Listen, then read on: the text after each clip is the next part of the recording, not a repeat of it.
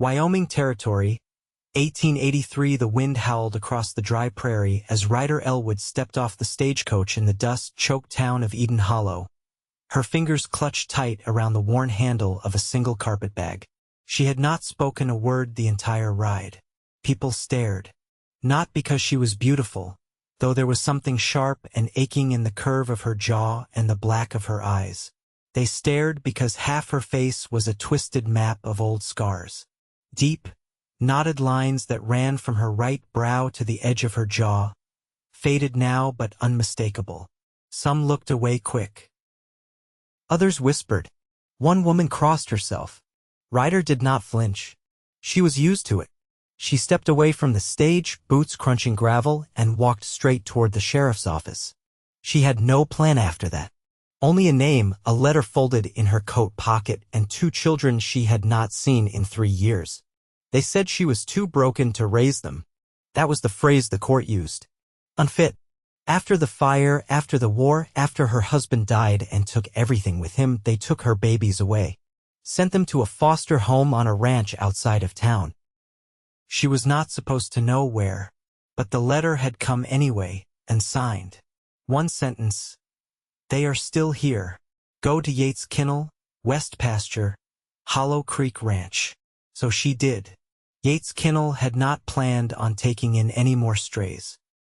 He already had too many: a half-lame dog, a blind mule, and 2 abandoned children left on his porch 3 winters back with a note pinned to the girl's coat.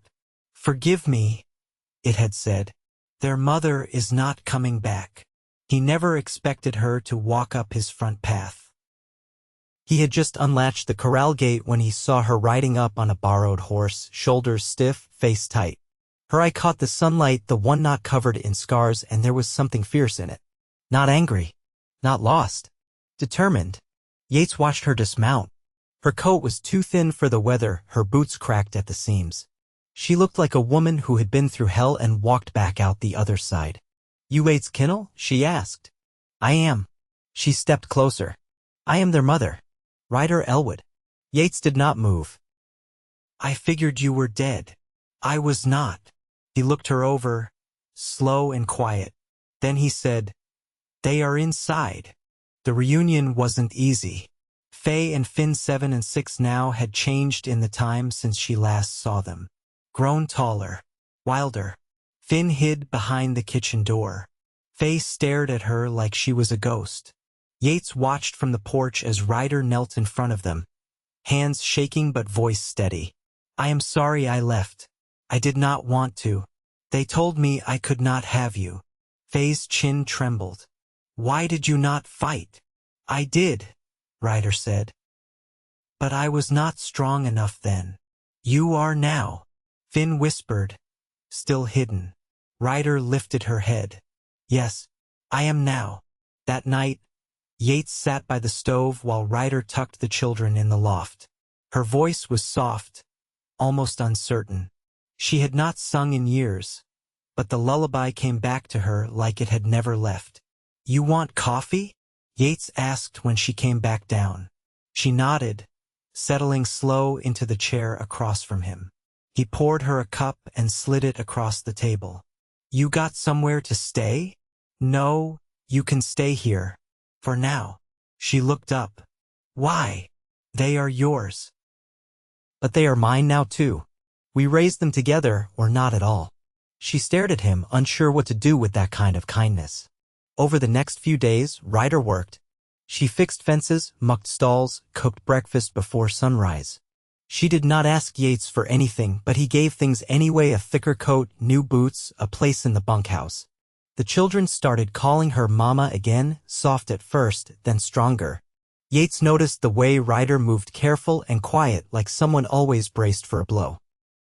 But he also saw how gently she touched the children's hair, how she stood between them and any threat without thinking. He did not say much, but he watched everything. One night, after Faye had a nightmare and Ryder sat rocking her for hours, Yates found her by the porch steps, face pale from exhaustion. You need rest, he said. I will rest later, she said. They need me now. Yates stood beside her in silence for a long while. Then he said, "Whatever happened before, it does not decide who you are now." Ryder turned to face him. "People don't change their minds that easy." "I do," he said. "I already have." The first time he touched her hand, it was an accident reaching for the same bridle in the barn. She jerked away fast, but his hand stayed open still. "I do not flinch," he said quietly, "when I see your face. You do not have to flinch when I touch you." She did not say anything, but the next time he reached out, she let him. Weeks passed. Winter settled in, snow dusting the barn roof and the children's laughter warming the cold mornings. Ryder began to smile more. She braided Faye's hair. She taught Finn how to read. And Yates, quiet, steady Yates, watched her become someone whole again. One night, just before Christmas, she stood in the kitchen doorway, apron dusted with flour, her eyes on him while the children played behind her. "Why did you not send me away?" she asked. "Because I saw you," he said. "Not what was done to you. Just you." She stepped toward him. The space between them had been shrinking for weeks. Now it was nothing. "You make me feel like I am not broken anymore," she whispered. Yates reached up, his hand brushing her cheek. Not the scarred one, the other. Then both. "You were never broken to me." She leaned in, slow, uncertain. He met her halfway, and when they kissed, it was not desperate or hurried. It was quiet, real, like something earned, like the beginning of something worth keeping. By late January, the snow deepened and the days pulled tight around the ranch like an old wool blanket. The kind that scratched some, but kept you warm just the same. Yates started hitching the team before dawn, hauling feed through drifts that reached his knees. Ryder took to the smaller chores without being asked, patching the chicken's roof where the wind had split the shingles, drying herbs in the pantry, teaching the children to mend their own socks with a bent needle and a steady hand. One morning, as she stood at the kettle and poured hot water over dried willow bark, Yates leaned against the door frame and watched her ease her fingers around the cup. Her sleeves were rolled up, raw knuckles pink from the cold. "You ever think about planting a few of those herbs come spring?" he asked. She looked over her shoulder. "I thought about it some. Got a stretch of ground behind the smokehouse," he said. "Sun catches it real early. That soil any good?" "Not yet," he said. "But it could be." She considered that, then nodded once. "I'd like to try." He stepped back outside without another word. That night, when the wind picked up and the shutters rattled, Ryder found Faye curled in a ball beneath the quilt, eyes wide open. Ryder crouched beside the bed. "You all right?" Faye nodded, then whispered, "I don't like the wind. It can't get in," Ryder said, brushing a thumb over the girl's forehead. "It only talks loud. Sounds angry. Sometimes things sound worse than they are." Faye turned onto her side. "You're not leaving again?" "No," Ryder said. "I'm done leaving." In the dim light, Faye reached out and tangled her fingers in Ryder's sleeve. "Can you stay till I sleep?" "I'll be right here." Downstairs, Yates sat with Finn at the table, tracing letters in ash on the wood. The boy hunched over, tongue caught in the corner of his mouth. "That one's a B," Yates said. "Try again." Finn squinted. "Like the start of barn?" "Exactly." When Ryder came down, she paused by the door. Yates looked up but didn't speak. She crossed the room and took the chair beside them. Finn glanced at her, then reached under the table and gave her hand a quick squeeze. She squeezed back. Later, after the children were asleep and the wind finally quieted, Ryder and Yates stood outside the barn. The moon was low and yellow, casting long shadows over the pasture. She held a lantern and he rolled a cigarette between his fingers, unlit. "I used to think if I could just fix everything, I might be all right again," she said. He didn't interrupt. "But I can't. Some things don't go back the way they were." He looked over at her. "Don't need to go back. Just forward."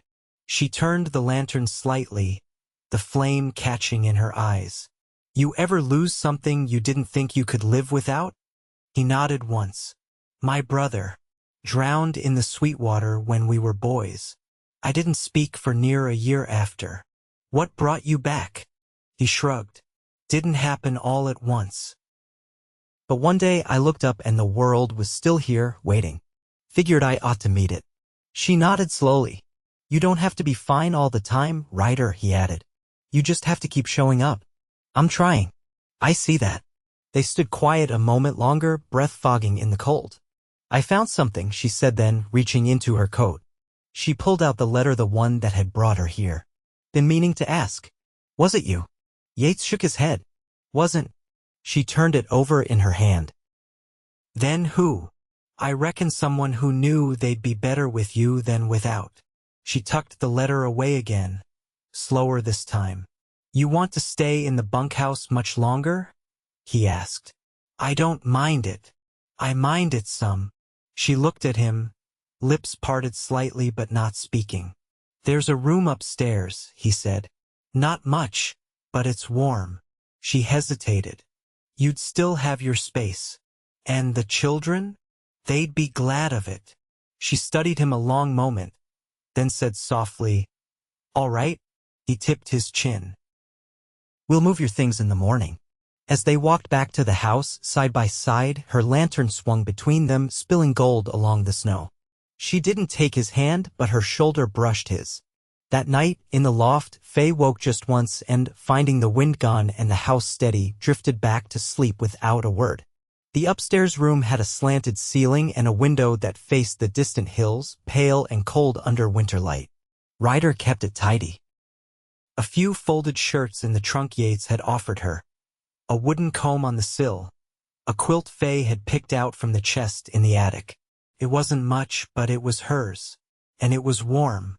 In early February, Ryder began rising before the others.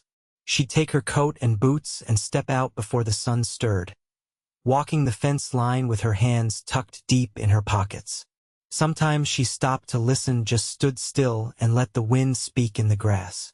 She didn't say why she did it, and Yates didn't ask. But one morning, as he carried a saddle out of the barn, he saw her kneel where the earth dipped near the creek and press her palm to the soil like it might answer back. Later that same day, while repairing a broken hinge on the smokehouse door, Yates paused when he heard her voice behind him. Do you know what comfort looks like? He turned. Broad leaves, purple flowers in spring. Grows low near water. She nodded. I think I saw some near the creek bed. Would you mind if I marked it? Wouldn't mind, he said. You thinking of planting more? I'm thinking of healing things properly this time. He let that settle in the quiet between them before saying, We'll make room for whatever you want to grow. By month's end, the days stretched longer. The children spent more time outside, chasing each other up the hill behind the barn, their boots leaving packed prints in the softening snow. Yates began showing Finn how to handle the younger mule, and Ryder taught Faye how to twist cord from rabbit sinew. Neither child asked questions about what came before anymore. They had learned somehow to keep the past where it belonged. One evening, while Ryder chopped onions by the stove, Yates leaned against the counter beside her and said, You ever think of staying through spring? She didn't pause the blade, just said, I have. He nodded slowly. It's not charity. You pull your weight. I know. He shifted his weight, arms folded. Still, you'd be choosing it. She set the knife down and turned to face him. I wouldn't stay out of debt if that's what you're worried about. I'm not. She studied him, his weathered face, the notch above his brow, the way he didn't fidget when silence held fast. Then yes, I'm thinking of choosing it. Outside, the wind had calmed. The sky stretched wide and colorless. Well, he said after a moment, that's good to hear. The next day, Ryder took the children into town. It was the first time she'd returned since stepping off the stage. Her coat was heavier now, her gait more sure. She held Faye's hand and kept Finn close as they walked past the mercantile and the livery. A few people looked, but none stared. When they stepped into the general store, the clerk, a lean man with a crooked smile, greeted them with a nod but said nothing about her face. She bought needles, 2 small bundles of thread, and a tin of lard soap. Outside, Faye tugged her sleeve. Can we get lemon drops? Ryder hesitated. They have a jar behind the counter, Finn added. Mr. Greeley lets us have one each if we bring a coin. She dug into her coat pocket and pulled out 2 coppers. Then go on. While they skipped back inside, she leaned against the hitch rail. Her gaze drifted across the street to the window of the dressmaker's shop. Behind the glass, bolts of cotton sat stacked beside a half-finished bodice on a form. A hand-lettered sign read, "Repairs and Alterations." A voice to her right broke her thoughts. "Didn't expect to see you here." She turned. The woman was tall, with thick braids wound tight and a measuring tape around her neck. Her eyes weren't unkind. "Didn't expect to come," Ryder said. "You looking for work?" "No, you sewing again?" "Not yet." The woman nodded. "Well, if you ever do, I could use a steady hand. Not everyone wants a dress, but everyone tears one." Ryder gave a short breath of a laugh. "I'll keep that in mind." Back at the ranch that night, Yates found her sitting on the back step, the children asleep, her hands wrapped around a cup of lukewarm tea. "How was town?" he asked. She looked up at him. "Different than I remembered. Quieter." He sat beside her. "You all right?" "I think I might be," she said. "I didn't expect it to feel like that." "Like what?" "Like I belonged there again. Even just for a moment." He tilted his head. "You belong wherever you choose to." She turned to him. "You keep saying that." "I'll keep on, then." They sat for a while, listening to the soft creak of the barn in the cooling night. Then she said, "You ever think about marrying again?" He didn't answer right away. His gaze stayed on the dark field beyond the house. "Not until lately," he said. She set her cup down. "If I stayed," she said. "And not just for the children, not just until spring, if I stayed for good, would that be something you'd want?" He met her eyes. "It would." She nodded once, slow. "Then I think I'd like to stay for good," she said. And he reached over, took her hand gently in his, and held it there, steady and sure. By late March, the thaw had begun in earnest. The creek ran louder, the earth softened underfoot, and the smell of wet cedar drifted in through the open barn doors. Ryder stood waist-deep in the garden bed behind the smokehouse, sleeves rolled and skirt pinned at the knees. She worked with a short-handled spade, turning the soil in slow, steady rows. Her palms ached by evening, but she didn't mind. The ache felt honest. From the porch, Yates watched her lean into the work like it was something sacred. She hummed as she moved, a tune he hadn't heard before, low and wandering, and the sound stayed with him long after she put down her tools. That night, as they shelled peas at the table, he asked, "Where'd you learn that song you were humming?" She didn't look up right away. "My grandmother used to sing it, back in Missouri. She'd sing it while drying tobacco leaves. Never heard it before. She never sang it for strangers." He nodded once. "I'm glad you sang it here." Ryder glanced at him, then down at her hands. "I didn't realize I had." "You did." The next morning, Faye came in with a bundle of feathers she'd gathered along the fence line. Hawk. Bluebird. One that looked like it might have come from a sandhill crane. She held them out to Ryder, who knelt to examine them closely. "These are good," Ryder said. "You could use them for fletching." Faye tilted her head. "Like arrows?" "Like arrows," Ryder said. "Though you'd want stronger shafts than what we've got." "I could learn." Ryder nodded. "If you're patient." Later, after the children had gone out to gather kindling, Yates stepped into the kitchen with a coil of rope slung over his shoulder. "She's got your steadiness," he said. Ryder rinsed flour from her hands. "She had to find it on her own before I ever gave it to her." He leaned against the doorway. "You're giving it now. Sometimes I wonder if it's too late." "It's not." She dried her hands, then turned. "Do you ever regret not marrying before?" "No," he said. "None of those women would have made it through a winter like this one." She gave a quiet breath of a laugh. "You don't think I almost froze us all, that first week? I think you learned fast." She leaned a hip against the counter. "I never wanted a man to save me. Just one who didn't expect me to be anything softer than I am." "You're already soft," Yates said. "Just not in the ways others expect." She looked at him. "I steady. I want to build something here. Not just stay. Then we'll build it." That evening, Ryder took her sewing to the porch. The sun hung low, casting the world in gold. Yates joined her, sharpening a blade across a whetstone. Neither spoke for a long while. Then she said, "The scar pulls more on rainy days." He didn't pause his motion. "What eases it?" "Hot cloth. Birch tea." "Distraction. I can help with the first two." She glanced over. "And the third?" "I can try." She bent her head back to her stitching, a faint twitch at the corner of her mouth. "I'll let you know when I need it." The next few days brought wind and scattered rain. Ryder stayed indoors more, mending a torn saddlebag and drafting plans for a drying frame to hang herbs. Faye tied her feathers into a strip of deerskin and wore it like a sash. Finn took to carving figures from scrap wood with a knife Yates had dulled for safety. One afternoon, while Ryder stood at the stove, Yates stepped in with his hat in his hands. "I'd like to take you somewhere," he said. She looked over. "Where?" "There's a ridge north of the hollow. Wild plum trees grow there. They're blooming now." "All right." They left the children with Ruthie, a widow from the next homestead over who came by once a week to trade eggs for flour. Yates saddled the mare for Ryder himself, checked the cinch twice. The ride was long and slow. Ryder didn't speak much, but she looked around often, eyes tracing the sky, the tree line, the curve of the hills as if memorizing it all. When they reached the ridge, the trees were full of pale blossoms, their scent light and unexpected.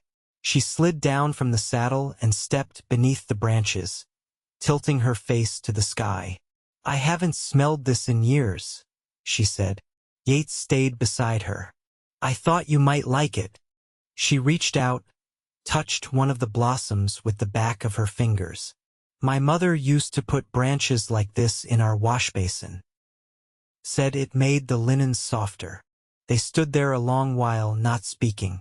Just the soft rustle of petals in the wind, and the occasional creak of saddle leather. Then Ryder looked over at him. "I want to marry you." Yates's breath caught, but he didn't move. She stepped closer, her voice low. "Not because I owe you. Not because it's expected. Because I want to make a life beside someone who doesn't flinch when I speak my mind." He reached out, brushed a thumb along the curve of her neck, just beneath her ear. "You won't ever owe me," he said. "But I'd be proud to call you my wife." She nodded once, eyes shining, jaw set firm. They rode home in silence, but their hands found each other often along the way, brushing and holding like a promise already made. The wind had changed by the time they reached the gate, warmer now, carrying the scent of new things. The wedding was held on a Sunday just after the last frost, when the plum blossoms had begun to fall and the creek no longer ran high. They stood beneath the cottonwoods out past the west pasture, where the light came in soft through the new leaves. Ruthie brought buttermilk bread and a jar of blackberry jam she'd saved from last summer. The preacher from Windmere rode out in his best coat, which didn't quite button over his belly, and Faye picked wild violets to tuck into Ryder's braid. There was no ring. Yates tied a strip of leather around her wrist instead, worn smooth at the edges from years in his saddlebag. She tied one around his to match. The children stood close, watching like they knew something big was happening but didn't want to speak over it. Afterward, they all ate in the yard. Finn brought out a fiddle he'd been practicing on in secret, one Yates had traded for back in February, and played a tune that bent a little off-key, but nobody minded. Ryder sat with her feet bare in the grass, her head against Yates's shoulder. He didn't say much, but his hand rested easy on her back, steady as the earth beneath them. That night, when the house had gone quiet and the children were asleep, Ryder stood barefoot in the kitchen, wrapping the leftover bread in a cloth. Yates leaned against the doorframe, arms crossed. "You've got flour on your cheek," he said. She brushed at it, missed. He crossed the room and wiped it gently with the pad of his thumb. "You ever think we'd get here?" she asked. "I didn't know where here was for a long time." She looked up at him. "Feels like I do now." He nodded, then took her hand and led her to the room upstairs. In the weeks that followed, the rhythm of their life settled into something solid. Ryder rose early to tend the garden, now blooming with yarrow, tansy, and a stray patch of mint that had taken root without permission. She built a drying frame outside the smokehouse and hung bunches upside down in neat rows, their scent drifting into the yard on warm afternoons. Faye spent her days helping Ruthie with her chickens, learning how to candle eggs by lamplight. Finn followed Yates through the barn, asking questions about bridles and hoof rot and how to tell when a mule was lying down from stubbornness or sickness. One evening, while folding a length of muslin over the back of a chair, Ryder said, "I've been thinking of setting up a small table in town. Selling salves? Maybe a few poultices." Yates looked up from where he was polishing a harness. "You'd ride in alone?" "I'd take Faye. Just a half day once a week." He nodded. "You'd be good at it. I want to be seen for what I can do, not just what I've survived." "You already are. But I'll help you build the table." She smiled at that, then turned back to her work. A few days later, she rode into town with a small box of jars and bundles wrapped in cloth. She wore her old coat, patched at the elbows, and kept her hair tied back. Faye carried the basket and sat beside her while she laid out the goods on a borrowed crate outside the mercantile. A few townsfolk stopped. One woman asked about a balm for aching joints. Another man, older, asked if she had anything for sleep. Ryder answered calmly, evenly. She didn't look away when their eyes met. She didn't lower her voice. By the time the sun began to dip behind the hills, the basket was nearly empty. "Can we come back next week?" Faye asked as they rode home. "We can." That night, Ryder curled beside Yates on the porch bench, her head on his chest. They bought every jar of comfort salve, even the strong-smelling one. "I told you they would." She tipped her head up. "You've never said it, you know." He looked down at her, brow furrowed. "Said what?" "That you love me." He didn't answer right away. Then he said, "You felt it every day since you came here." "I have." He touched a hand to her cheek, fingers trailing along the line of her hair. "But I'll say it too. I love you, Ryder. Every scar, every silence, every moment you chose to stay." She leaned up and kissed him, slow and sure. "I love you too," she said. "And I'm not going anywhere." They sat watching the stars come out one by one. Years later, folks around Eden Hollow would speak of the woman who sold healing from a table outside the mercantile. They said she had a way of looking right through you, but it never felt unkind. They said her husband was a quiet man who rode out before sunrise and always came home before the sky turned. They said the children, the girl with the bright hands and the boy who carved horses from pine, grew up strong and steady, just like their folks. And behind the ranch house, near the edge of the field, wild plum trees bloomed every spring, their petals falling like soft white snow across a garden where everything grew.